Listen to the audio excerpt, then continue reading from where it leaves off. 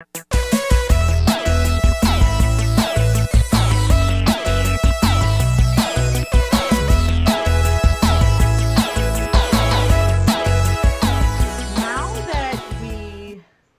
that you've gone through the exercise of making a list of all the things that you do in each day and really reflecting upon how each of those things made you feel, you have a better understanding of what you really want to be doing with your day versus how your day is getting derailed because of the things that get dumped on your plate. One of the biggest challenges, I think, for me as I was growing as a research administrator was recognizing that despite what my instincts told me, and despite what the emails I was getting from my PIs, for specific requests may have said, the language they may have used, not everything that was in my inbox was an emergency, and not everything had to be dealt with right away. It was a while in my career as a research administrator before I realized that there was always going to be stuff coming at me from the outside, whether it's coming from external institutions waiting on something, a PI following up on something, another RA who is waiting on something, or is asking for a piece of information. There's always going to be stuff coming at me. And each person who sends me their requests has their own level of urgency and priority. And for the most part, our ideas about what's urgent and what needs to get taken care of right away and prioritized, they're aligned. But there are times where we do a lot of things in our day-to-day activities that we do because the email that we get is panicked, but the item itself is not actually a priority. Or there are things that we do in a day that needs to get done. It's administrative, it's boring, it's not even super helpful, but we do it because we know it needs to get done at some point and we have the time to do it now. There are a variety of types of activities that we engage with each day. And upon reflection, when you look at them, you were probably starting to get an idea of the ones that I wish I had gotten to those things. I'm sorry that I wasted time on that. God, I wish I hadn't spent any time on that, right? Whatever those things are for you. So what we're going to talk about briefly in this section is going to be the Eisenhower Matrix. I say briefly because I have an entire set of videos devoted to the Eisenhower Matrix so that you can really, really get to know it deep, deep, deep down. We're going to go over it in an overview today, and you'll be able to use it just with this overview. However, many people find that after they start using this system of prioritization that they want to dig deeper, because it's almost as if you get some free time in the day. You're like, oh man, things are starting to feel a little bit looser. Wow, I have a little bit more time. What would happen if I learned more about this Eisenhower Matrix and how I might be able to use it? Let me get some more. When that happens, there are some videos available that will walk you through it in a more detailed way. And then the truth of the matter is this. This is the beginnings. The Eisenhower Matrix is the beginnings of a framework of prioritization that I started using about 10 years ago. Most people who start with this end up adapting it into sort of like their own framework as they use it over and over again, because again, every system has to be molded to our life experience. And so this is where you start. You kind of follow the framework exactly to start, and then after that you'll adapt it into your own processes. So the Eisenhower Matrix, so you're looking at it on your screen, it identifies all actions, all activities, all tasks in one of 4 buckets. You've got your urgent and important bucket, your not urgent but yet important bucket, the purple. You've got your urgent and not important, that's the orange, and then your not urgent and not important, okay, that's the pink. So now, the urgent, important, and in the green, those are things that typically have to be done by the research administrator. This is not something that you're going to be able to hand off to somebody else. There's going to be no delegations. Like, you have to be the one to do this, or someone with your area of expertise. So these are the things that are typically going to need to get done right now, and it has to be done by you. So this is time sensitive, or time limited, and also important. In the purple box, you have not urgent and important. So these are things that really do need to get done. You need to be the one doing them, but they do not need to be done at this instant. They can be done at a later date, at a later time, and can be scheduled on your calendar. Okay. Urgent and not important in the orange part. Okay. That means that it needs to get done soon now, close by, but it's not super important. So you do not actually have to be the one doing it. Now, this is the one that typically, if you look at most other trainings on the Eisenhower Matrix, because there's plenty, where they will talk about delegating, and I also recommend delegating. That's number one, delegate. But I also recognize that within our position as research administrators, we can't always delegate things to other people. So part of what the orange bucket is identifying how to offload this into someone else. Is this someone else's responsibility? Is there somewhere else this can get done? Is there some other place in the process where this is already being captured that it can be removed now? How can we take that off of your plate? Because these are things that do need to get done now, but their importance level is low. It doesn't require your level of expertise, so it is probably best that it go onto someone else's plate. I spent a lot of time talking about this in my Commitment to Clockout series because of how delicate for us the delegating part can be because of how complex our jobs are. And then last but not least, my favorite bucket is not urgent and also not important. These are typically things that have over the years become the way we do things, but are not necessarily relevant to the way that we work now. So for example, there was when we switched to one of the companies that I consulted at many years ago, we switched to an online pre-award system, right? And before they used to have a lot of paper forms, right? And so they still had the paper forms, right? So what would happen is the PI would fill out the paper forms and the paper form to the RA, and then the RA would fill out the actual request for grant and start to fill out all that information. And there was a lot of reasons as to why they didn't want the investigators to be doing it, but so many RAs were spending so much time on it. The question really became, okay, why are they the ones doing this? And upon further conversation with the research administrators, nobody actually wanted to be doing this. It's not a part of, they did not feel like it added any value. Everything they got from the investigators was typically correct. Maybe they needed to adjust the dates a little bit, but they could do that in the system anyway. And so what we ended up doing was, okay, we got rid of the paper form altogether. We saved so many people so much time, and now instead the PIs would just go make the request for the grant online. It would go straight to the RA. They would adjust the dates as needed if appropriate, and then get the ball rolling. And so we eliminated 2 entire giant steps that were taking up a lot of time. And so when you think about the kinds of stuff that you can eliminate, it's not always just going to be junk that you're just like, oh, this is so stupid, we don't need to do it. It's something that may have at some point had a lot of value and been very important, right? For example, in that same scenario, we had a lot of documents that you would upload to the system, right? Because now it's all up there. But the division that was collecting the documents still wanted to have everything in a folder structure and do all, and it's like, whoa, we don't need to have it all in another space if we have it in our document repository. This actually manifested a lot, and you might remember this if you've been a research administrator for a while. When we first started to go electronic many years ago, many people still kept hard copies and paper copies of a lot of things. They'd print out everything even though it was electronically available, simply because that was the way they had always done things. Over the years, we no longer print anything out. Some of the people who relied heavily on paper back then that I knew don't use paper at all anymore. Imagine how much time they would have been able to save if they had realized earlier that you didn't need that backup and could have not had to do that. So that's a very similar thing to what we're doing right now, is we're trying to identify what are those things now, instead of reflecting on it 20 years later saying, oh, you know what, we really didn't need to do all that paperwork. So that's really what you're thinking about as you're going through your to-do list, right? The action item list of the things that you do every day is, how do you want to distribute these? And so for the things that are not urgent and important, you'll start to identify what types of activities fall into that. And then as you get emails or as you get requests, you'll automatically put those things in that bucket. So instead of everything coming at you and feeling like it needs to get done right now, suddenly there's a little bit of breathing room between you and many of the activities that you need to do that you can just deal with later. You don't need to worry about it right now. You'll get to it when you're doing your organization. Okay. So this is how this matrix, what I want to recommend that you do with it on page 15 is there's a printable version that you can print out as many copies as you need. And it has, if you look down there at the bottom, you can see that it has the urgent, important, urgent, not important, the whole 9 in there.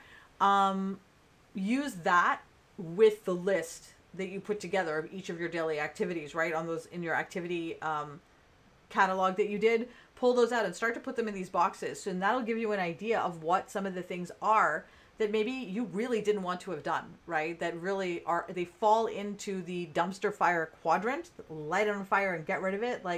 And that will allow you to determine next time when that pops up, Do I really want to spend time on this? Now, something to keep in mind, and we talk about this in the Commitment to Clock Out series, is that going back to the example I used where they were doing paper, right? There is often resistance. It requires boundary setting, and that is another skill. So one of the things that you might find as you start to move things off of your plate is that you will be met with resistance, and you might be met with almost like, why are we doing this? Everything's fine the way it is. That's pretty much standard because you are making a change to the way things have been done. You're trying to make them more efficient, and that doesn't mean that it's wrong. It just means that you are going to be met with that resistance because that's a natural human behavior. So be mindful of that. And if you need help, head over to the Commitment to Clock Out series where we talk about how to set boundaries and how to maintain them and things like that. Okay, so now that we've gone through run the gamut of figuring out what do you do each day now? How does it make you feel? How do you want to be prioritizing things? Like, how would you have prioritized those days had you had this framework beforehand? The next step, which is actually the magic step, is designing your day with intention. Okay.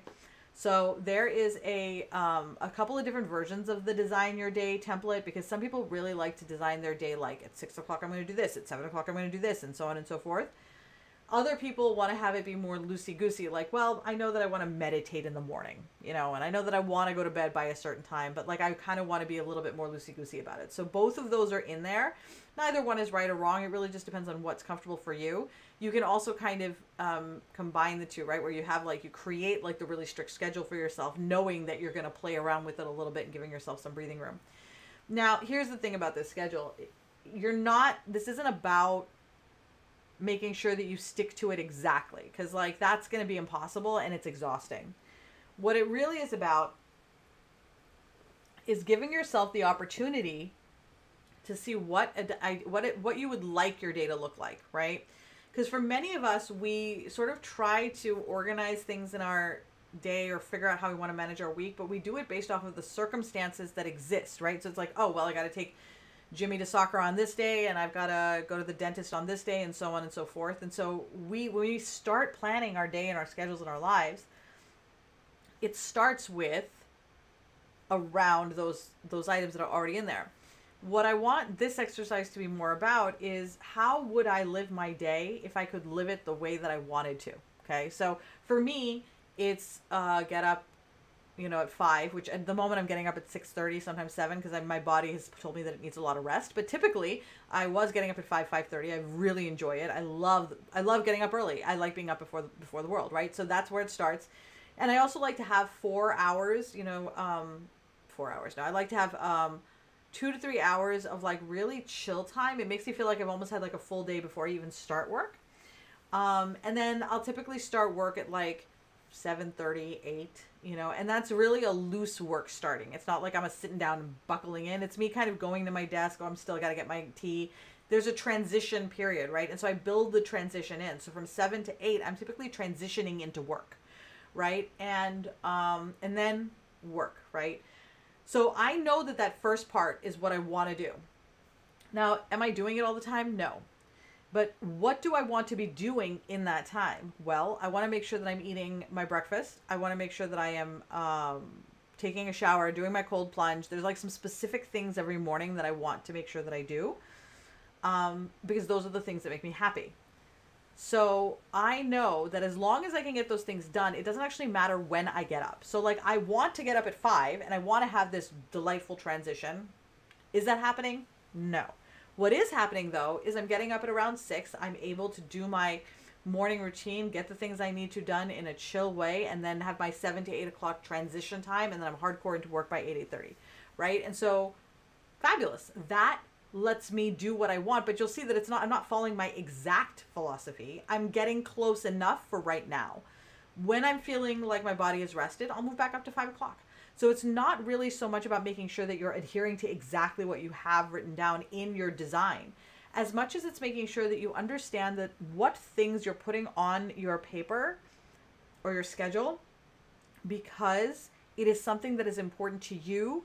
It brings you joy. It creates progress. It develops or deepens a relationship, whatever it is, right? So for some people, it might be, I want to have dinner with my family.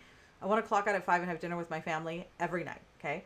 And why do you want to do that? Let's say it's like, I want to clock out at 5 because I want some time during the day where I'm not thinking about work, and I haven't been able to do that lately. Perfect. Okay. So now you know that the real goal right now is for you to have time that you are not thinking about work.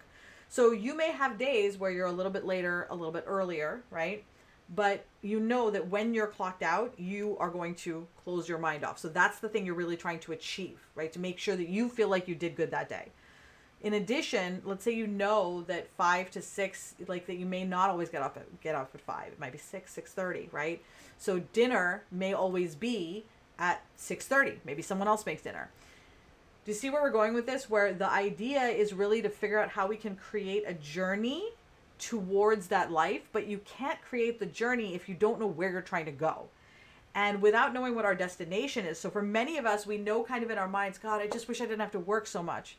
That's a very esoteric thing. You can't grab onto it, and your mind doesn't know how to take action to achieve that goal. But if you design your day in this way, then your mind now can, okay, I understand the framework we're going to. Now you may be asking, wait a minute, I've done this before where I've designed this and I've said every hour, every minute, this is what I'm doing, and it doesn't work. Here's why it doesn't work. It's because typically, if you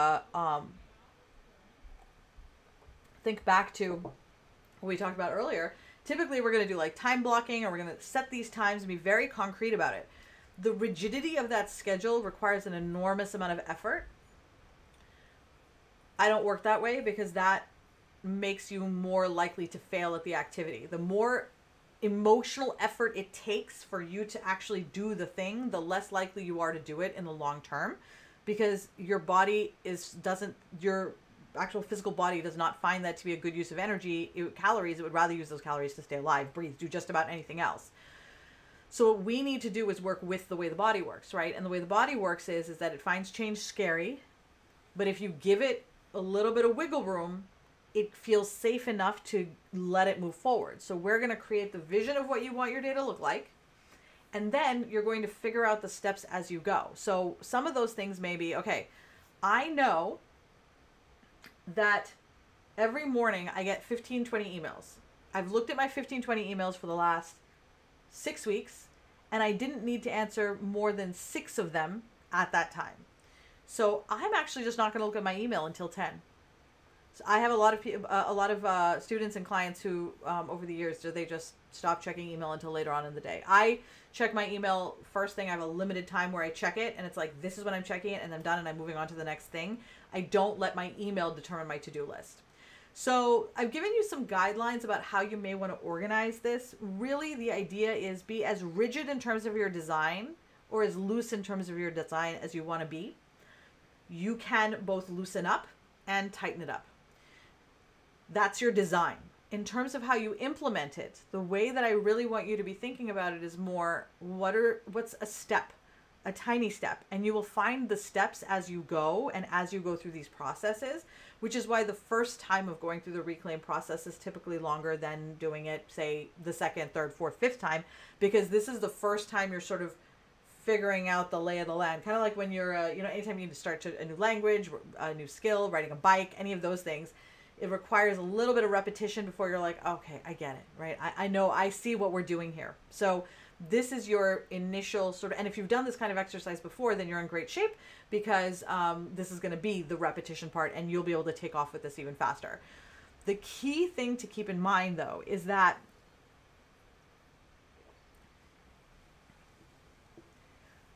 the whole purpose of this exercise is for you to have control over how you engage with your day, what activities you engage with, who you talk to, right? And at the moment, it's being determined by emails, by pings, by notifications, by text messages, by DMs, and that kind of thing, right? What we're trying to do here is sort of reframe that so that you are guiding the way that your day goes. Because again, the river is going to flow of time. It's just going in that direction. So either we're going to like thrash wildly trying to get the river under control, or we're going to say, okay, that's the way it's going. How can I ride this current? I cannot wait to hear. This is one of my favorite exercises because this has always been one of my favorite exercises because going through it creates so much satisfaction. Like the feeling of I have my hand on everything and I get what I'm doing. Like that's a feeling I love. Who doesn't love that feeling, right?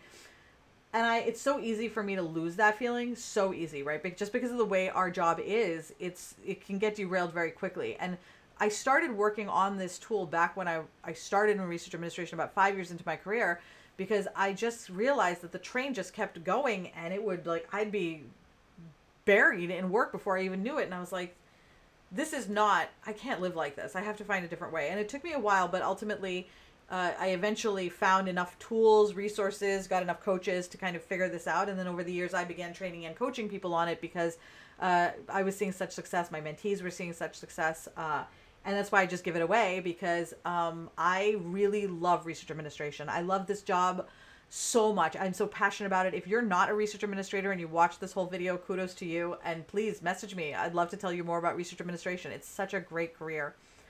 But I think that the way it has evolved over the last several years with such an administrative burden, so much work, it's become a much more subject matter expertise type job, which, I mean, you can learn it. It's not a problem. But the way that the hospitals and investigators still typically see it is like an administrative position, which makes it very challenging because we feel a little bit underappreciated.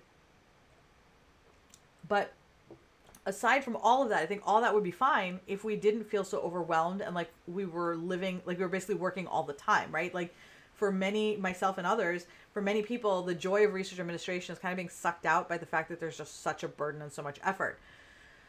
Some of it we're not going to be able to resolve because it's coming from other places and there's nothing we can do about it. And so for me, the most important thing is what can I control and what are some of the things that I can do to ensure that I am in a good position for the unexpected, and for these things that I know are coming, right? So like the additional paperwork and compliance, I know that's all coming. Right? I know typically in a month, we know what a lot of our crises are that are going to show up because they show up every month. What can I do to set my schedule up so that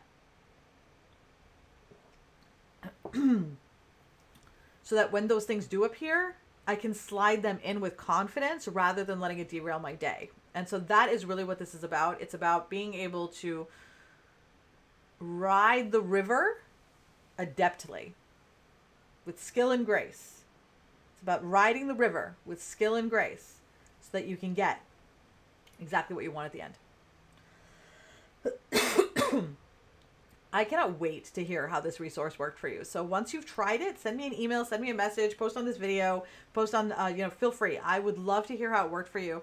And if you want to, all right, let's pause this. I need to come back to that. I'd love to hear how the Reclaim Your Schedule workbook worked for you, how much time you got, what you found were your busy work items. Like those things are always very exciting. I love to see like what did you look at that you were like, oh my God, why am I doing this? So awesome. All right, you've got the workbook, you've got the videos, you've got the passion, you've got the desire. Now it's time for you to go reclaim your schedule. Send me an email, comment on this post, let me know how it went for you. I cannot wait to hear how awesome you feel after having gone through it just once. And to make sure that you don't miss any content from me, don't forget to like me on social media, subscribe,